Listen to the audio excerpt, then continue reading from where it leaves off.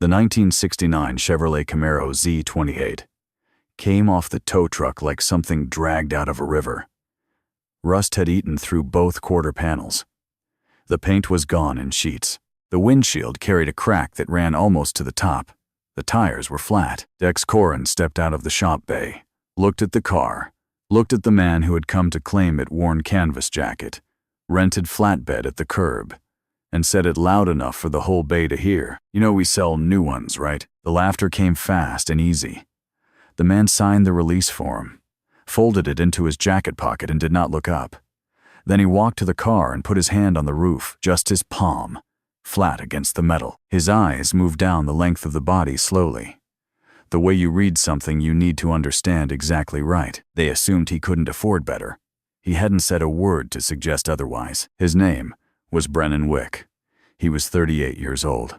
For 11 years, he had been one of the top authentication specialists at Barrett-Jackson, which was the kind of job that sounded boring to anyone who hadn't seen what it actually involved, standing in front of a vehicle that might be worth $400,000 or $40,000 and knowing which one it was before anyone told you. Reading a VIN through surface rust with a flashlight and your own eyes, listening to an engine fire and hearing the year in the combustion cycle, running your thumb along a seam weld and knowing from the pressure and the texture whether it had been touched since the factory. He was good at it in the way that certain people are good at things that cannot be entirely taught.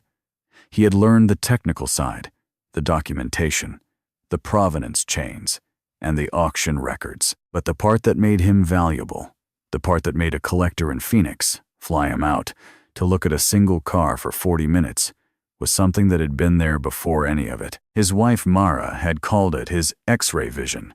She said it the first time they met, at a friend's backyard gathering, when he stopped mid-conversation to look at a 1957 Bel Air parked across the street, and told her without being asked that it had been respayed at least twice, and the engine was not original. She had laughed. 2 months later, she told him she'd looked it up, and he was right. They had 7 years together. Petra was born in the 5th year.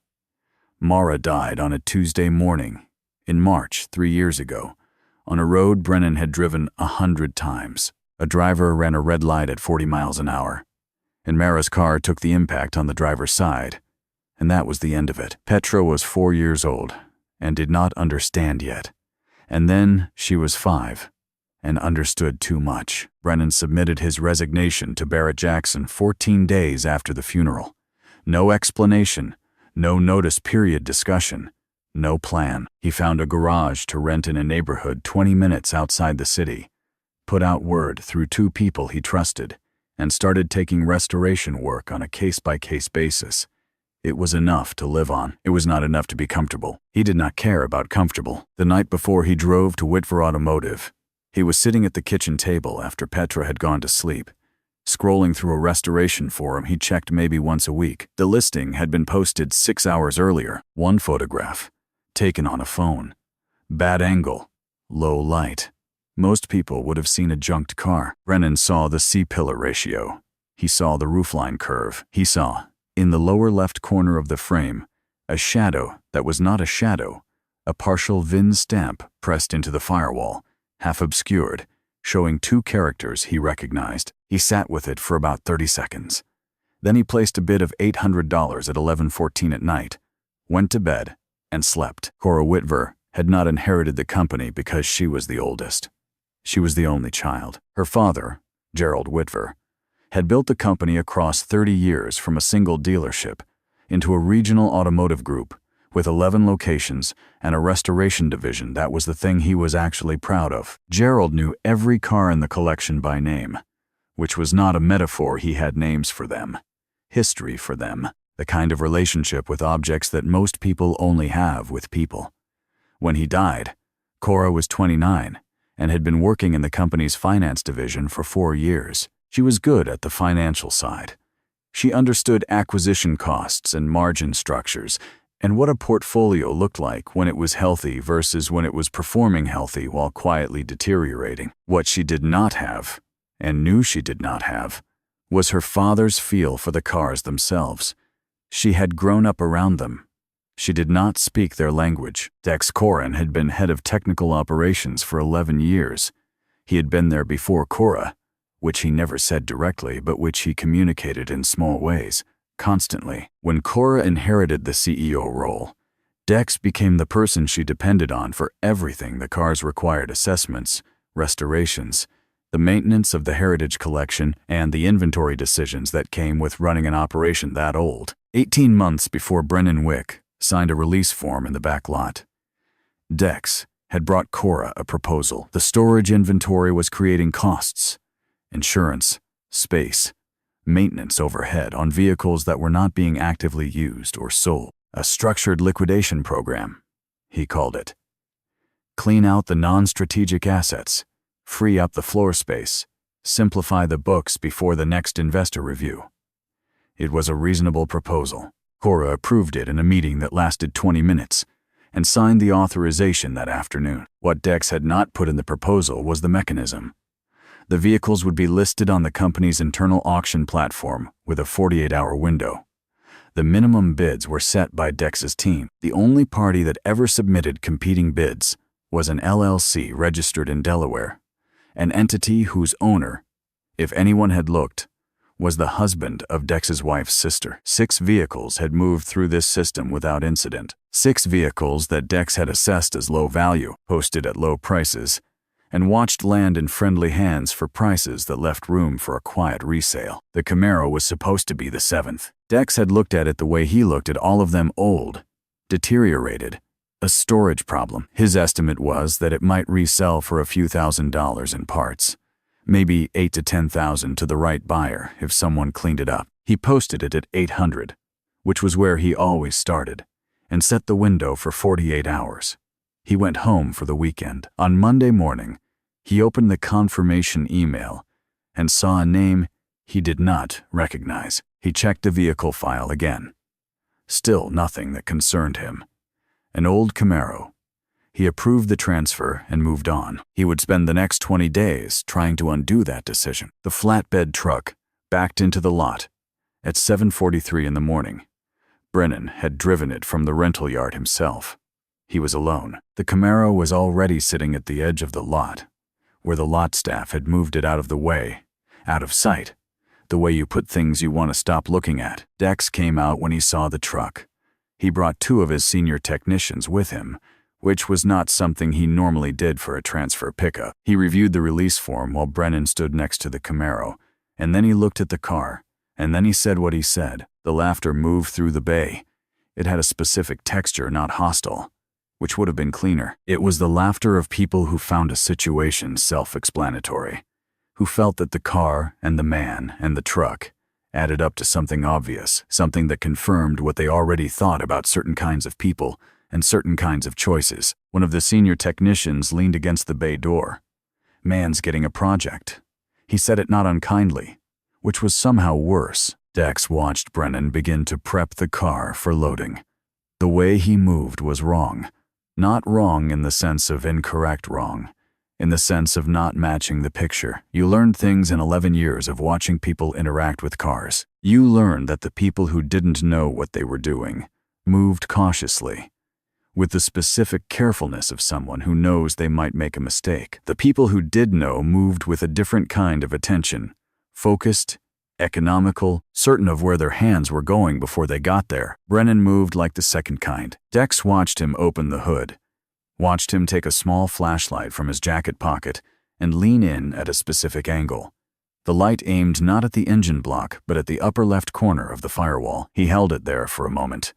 Then he closed the hood. Cora came through the side gate at the far end of the lot on her way to the parking structure.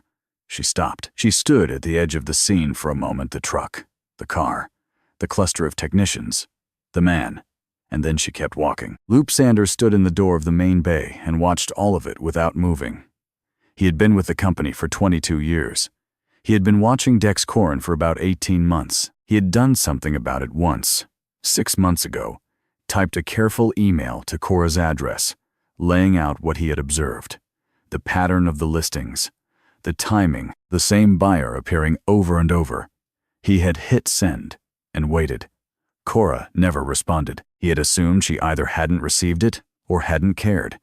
He would later find out which one it was. He watched the man work the loading straps under the frame with a practiced efficiency that had no business being there, and he filed it away. The garage Brennan rented was on the backside of an industrial block, wedged between a sheet metal shop and a place that did custom upholstery. The overhead door was heavy and stiff, and he had learned to prop it open with a length of angle iron. Inside, it smelled like solvent and metal, and, in the corner, near the workbench, the particular faint sweetness of the pine cleaner Petra used when she mopped the floor on Saturday mornings, which was her assigned task, which she did without complaint and without rushing. 10 days after the pickup, the Camaro was on a 2-post lift with all 4 wheels off. The interior was out seats, door cards, carpet, all labeled and stacked against the far wall. The dashboard had been photographed from 6 angles before removal. On the wall next to the lift, Brennan had taped a hand-drawn diagram of the car, divided into 43 sections, each one marked with a color code: green for solid, yellow for repairable, red for replacement. There were 6 red marks. That was fewer than he had expected. Lupe Sander came through the overhead door at 2 in the afternoon. He drove a 1982 Buick Riviera that had started running badly 3 weeks ago. He'd taken it to 3 shops. None of them had been comfortable diagnosing a car that old, which was not something he said but something Brennan would have understood anyway. Brennan came out from under the lift. He listened to Lupe, described the symptoms: a rough idle, a hesitation at low RPM, a smell he couldn't place. Brennan nodded once, said nothing, and walked to the Buick. He opened the driver's door and started the engine. He sat in the driver's seat with the door open and listened for about 45 seconds. Then he got out, walked around to the front, and without opening the hood, put his palm against the valve cover on the passenger side. He stood there for a moment.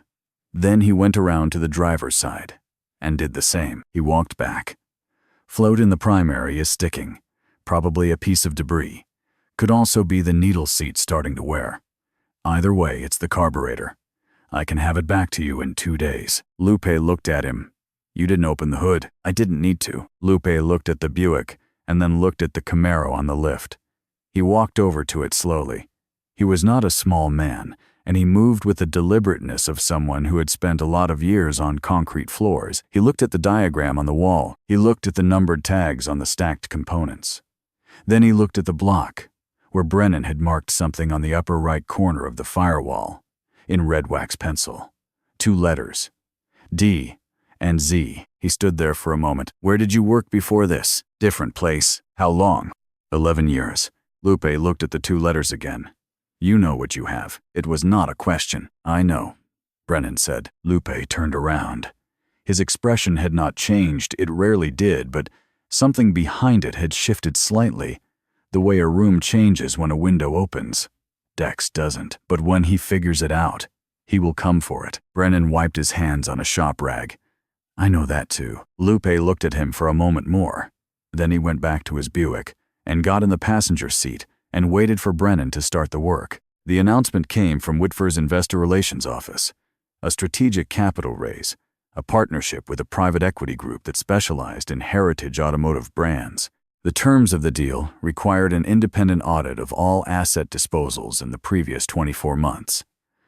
It was standard due diligence. It was announced on a Tuesday. By Thursday, Dex had pulled every file from the liquidation program and read through them looking for anything that would not survive scrutiny. He found 6 files that were explainable with some workload valuations on legitimately deteriorated vehicles, defensible, if not precisely accurate.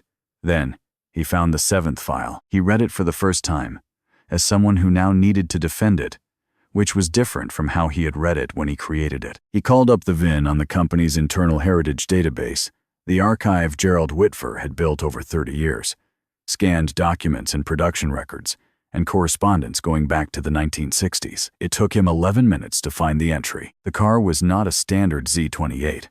It was a prototype, one of 2 DZ302 development vehicles, built in 1969 for performance testing, never released to the public, retained by the manufacturer, and eventually transferred to Whitford's collection sometime in the early 1970s through a private acquisition Gerald had made. The production record listed it as non-saleable, which was a notation that had apparently not made it into the digital transfer when the physical archives were converted. There was no flag on it in the current inventory system. There was nothing to tell anyone it was anything other than a very old, very ruined Camaro. It was worth, conservatively, $380,000. In full restoration, it was worth more. He had sold it for $800. Dex drove to the garage on Brennan Street the next morning. He parked on the opposite side and watched for a few minutes before he got out. Then, he walked in through the open overhead door like someone who was expected. Brennan was at the workbench.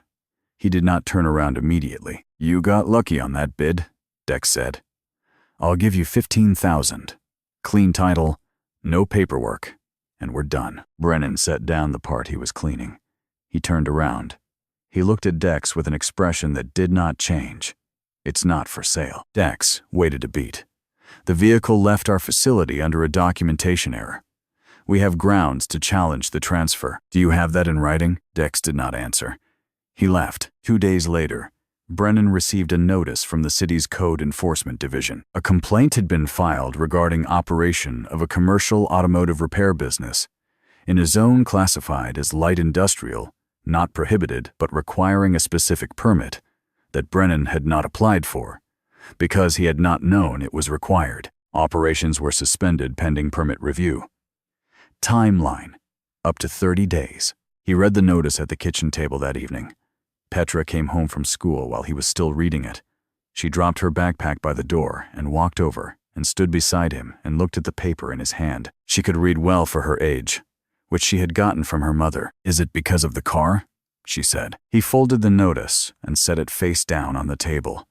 "Go do your homework." She didn't move for a moment. She looked at his face the way she always did when she was deciding whether to push further. Then she picked up her backpack and went to her room. He sat at the table alone, outside. Through the small window above the sink, the light was going orange in the way it did in late afternoon in this part of the city. The kind of light that made ordinary things look briefly significant. He sat there until it was gone. Lupe came to the garage on a Thursday, 16 days after the pickup. He brought a canvas bag with a zipper that he set on the workbench without explanation, while he looked at what Brennan had done with the Camaro in the time since they'd last spoken. The body panels were clean now, the rust converted and stabilized. The engine block was out and on a stand.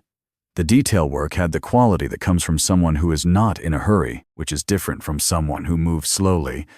It is the pace of someone who knows what each step is for. Then Lupe unzipped the bag. There were documents inside, printed emails, handwritten notes on yellow legal paper, photocopies of transfer authorizations with Dex's signature.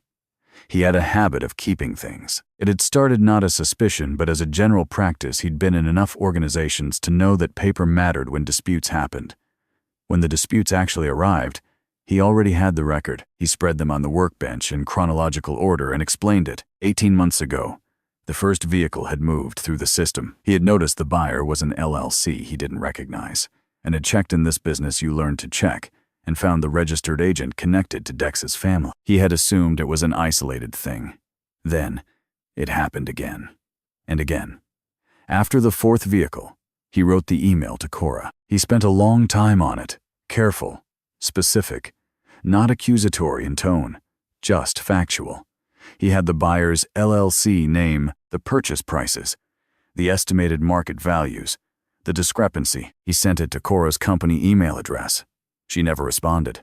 He sent a follow-up 2 weeks later. Nothing. He found out 6 months ago, from a conversation with the IT administrator who didn't realize why Lupe was asking, that incoming emails on Cora's account were filtered through a rule that routed certain keywords to a review folder, a system Dex had set up 18 months ago under the cover of spam filtering. The emails from Lupe had never reached her inbox. "Why bring this to me?"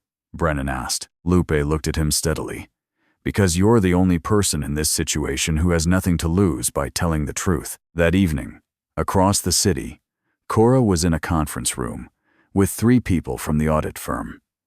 They had been through the first pass of the disposal records and flagged 7 transactions for closer review. The total underpayment, the gap between what the vehicles had sold for and their assessed market value was approximately $1.1 million. All 7 transactions had been authorized by the same person. She asked the lead auditor who had flagged the transactions. He said one of the purchase records had been brought to their attention by the buyer of the final vehicle. He said the buyer had information suggesting the last vehicle in particular was misclassified. She asked for the buyer's name. The auditor looked at his file. A Brennan Wick. She did not recognize the name. She wrote it down. The lead auditor from the firm came to the garage on a Tuesday morning. He was methodical, introduced himself, explained the scope of his review, asked about the transaction in a tone that was professional and not unkind.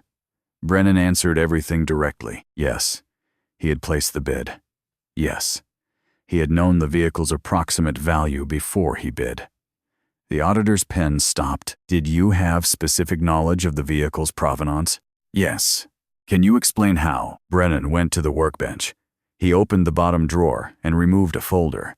Inside was a printed enlargement of the photograph from the auction listing. On it, in red pen, he had circled 4 areas and labeled them the C-pillar angle, the roofline radius, the quarter panel proportion, and the partial VIN visible in shadow at the bottom of the frame. Next to the photograph was a second page, a handwritten analysis of the VIN fragment cross-referenced with production records he had pulled from a publicly accessible collector database. The analysis concluded with a probability assessment, 87% likelihood, of prototype DZ302 classification, pending physical VIN confirmation. At the bottom of the folder, beneath both pages, was a laminated certification card, Barrett-Jackson Authentication Division.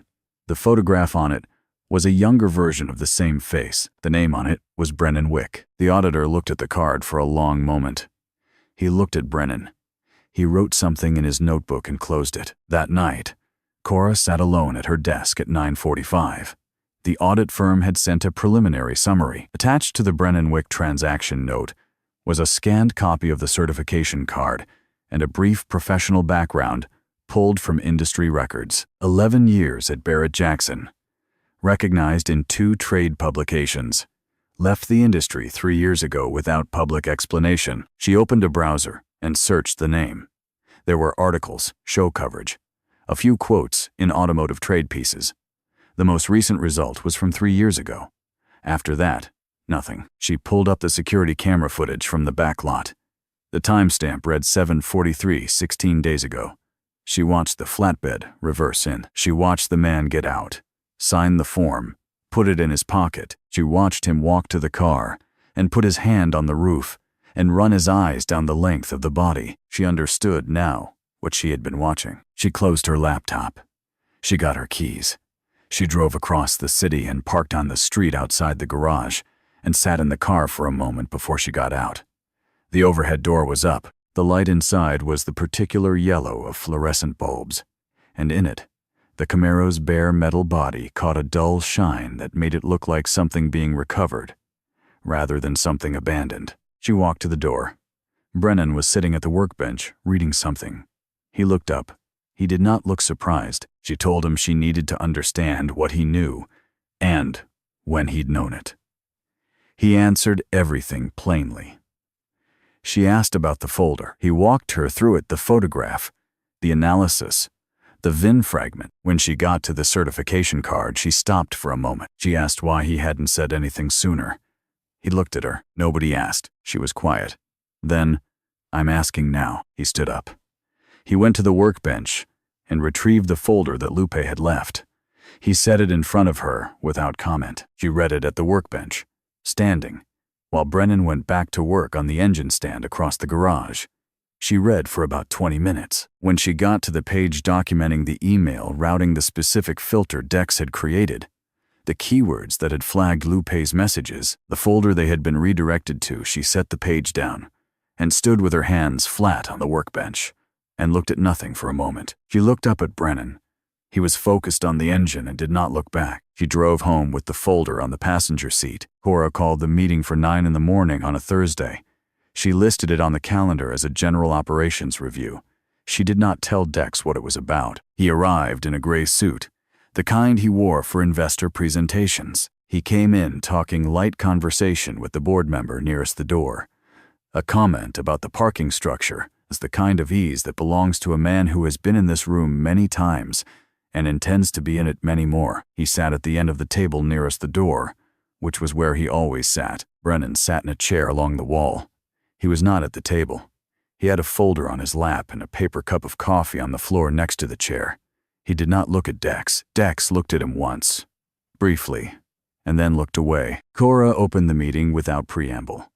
7 transactions over 18 months. Total assessed underpayment against fair market value, $1.1 million. All 7 authorizations bearing the same signature, approved under a delegated authority arrangement that Cora herself had signed off on 2 years ago. She placed the audit summary in the center of the table and walked through it page by page, the listing dates, the bid windows, the sale prices, the independent market assessments the audit firm had commissioned. She did not editorialize. She read what was there. Dex listened with the specific attentiveness of someone who has already prepared their response. When she stopped, he spoke without hesitation. The valuations had been conservative, which was a documented approach to distressed condition assets and would hold up under scrutiny. The assessment team had known limitations he had flagged in quarterly reports.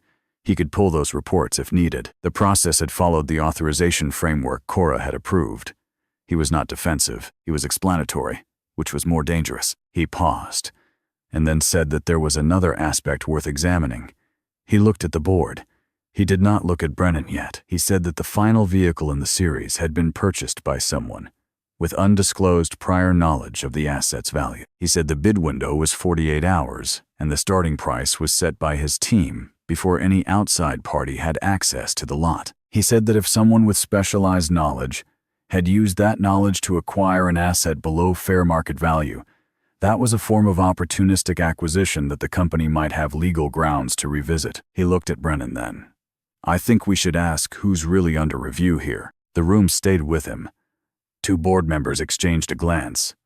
It was a good move. It redirected without acknowledging anything, and it put Brennan in the position of defending himself in a room full of people who didn't know him. Cora let the silence sit for 4 seconds. Then she said, "The emails, Dex." She placed the log sheet on the table in front of him. It was a single printed page, the IT system record of an email filter, with a creation date at the top, the routing criteria in the middle, the destination folder at the bottom. Lupe Sanders' address appeared in the criteria field as a keyword. Below that, 2 entries, 2 emails sent to Cora's inbox, both redirected on arrival, both sitting unread in a folder Cora had not known existed until 4 days ago. The creation date of the filter was 3 days before Lupe's first email. Dex looked at the page. He looked at it for long enough that looking at it became the thing everyone in the room noticed. He picked it up. He set it down. He looked at Brennan. His voice stayed even. He knew the vehicle's value before he bid. That's market manipulation. If we're discussing the integrity of these transactions, we should start there. Brennan reached into the folder on his lap. He removed a document tabbed, bound with a binder clip. He leaned forward and set it on the table and pushed it to the center without standing up. Page 3, he said. He sat back. He did not look at Dex. He did not look at the board. He looked at the paper cup on the floor next to his chair. The board member nearest the folder reached for it. She turned to page 3. She read it. She turned it so the member beside her could see. That member read it and did not pass it along. Instead, she looked up, first at the table, then at Dex. The room went quiet in the way rooms do when the argument is over, and no one has said so yet. Page 3 was the formal authentication report. It had been prepared by an independent specialist firm over 4 days, working from photographs, the physical VIN, and production documentation Brennan had located in a publicly accessible collector archive. It identified the vehicle as a 1969 Chevrolet Camaro Z28 prototype, DZ302 specification, 1 of 2 produced, retained in private collection from 1971. Current fair market value in unrestored condition, $380,000 to $420,000, with full professional restoration. $600,000 to $700,000. On the next page was the production record from the Whitver Heritage Archive, scanned from the physical file Gerald Whitver had kept. At the bottom, in Gerald's handwriting, "Do not sell. This one is different," someone at the table said, quietly. Gerald knew. No one answered that. No one needed to. The board member who had read it first set it down in the center of the table where everyone could see it. She looked at Dex. He was looking at the wall above the window, which was not the wall. It was just a direction that wasn't anyone's face. What had undone him was not greed. Exactly. What had undone him was the limit of what he knew. He had spent 11 years in that building, understanding cars at the level most people do, competent, experienced, but not beyond a certain ceiling. He had known the Camaro was old and deteriorated. He had known old and deteriorated things could sometimes be sold for more than they were listed for. He had not known, could not have known with the knowledge he had, that what sat in the back lot was something Gerald Whitver had protected in a handwritten note for 50 years. Brennan had known in 30 seconds from a badly lit photograph. That was the distance between them, and it had just been made visible to everyone in the room. The LLC trace took the investigating firm 11 minutes. It was registered in Delaware through a service company, which was common enough, but the registered agent's filing listed a secondary contact, who was Dex's brother-in-law. The brother-in-law had purchased 6 vehicles over 18 months through the LLC. He had resold 5 of them. The 6th was still in a storage unit in New Jersey. The board voted 8-1. The single opposing vote was Dex's proxy seat, which he had held by board appointment for 6 years, and which no one had thought to revoke before the vote. An oversight that was corrected the following morning. The motion referred the matter to the State Attorney General's office for review of potential securities fraud related to the misrepresentation of assets under an active investor acquisition process. That language had been suggested by Whitver's outside counsel, who joined the meeting by phone for the last 15 minutes and did not speak except to offer that single recommendation. Dex left without collecting anything from his office. His keycard was deactivated while he was in the elevator. Afterward, the room cleared quickly, the way rooms do when a long pressure releases. Board members gathered their things and spoke in low tones and did not linger. Cora stayed at the head of the table and watched them go. When the last person left, she sat alone for a moment in the room that still smelled like coffee and turned paper. Then she went to find Brennan. He was in the hallway by the elevator, standing with his hands in his jacket pockets. He had his folder under one arm. He looked like someone who had no particular place to be, which was different from looking like someone with nothing to do. Cora said the car was his, legally, entirely, without condition or complication. He nodded once. She looked at the floor for a moment. "I watched them, in the lot, and I kept walking." "You didn't know," he said. "I should have asked." She looked up at him. "I'm sorry." He was quiet for a moment. Not the quiet of someone withholding something, but the quiet of someone placing something in the right position before setting it down. "Apology accepted," he said. The elevator arrived. Neither of them moved immediately. Then Brennan pressed the button for the lobby. Cora stepped in beside him. They rode down without speaking, which was not uncomfortable in the way silence between strangers is. It was the silence of 2 people who have said what needed saying and are now simply occupying the same space. In the lobby, Petra was sitting in a chair with her backpack on her lap, reading a book she had brought from school. When she saw her father come through the elevator doors, she closed the book and stood up. She looked past him at Cora, who had come out a step behind. Petra looked at the woman with the directness of a 7-year-old, who has not yet learned to disguise observation as something polite. "Are you the one who owned the car before?" Cora said. "I was." Petra considered this. "Daddy's making it beautiful again." Cora looked at the girl. She looked at Brennan. She did not have an answer, and she did not reach for one. The lapse permit had been issued that morning, processed with unusual speed, once the Code Enforcement Office learned that the original complaint had been filed by a party now under regulatory investigation. Brennan was back in the garage before 7. The engine was in.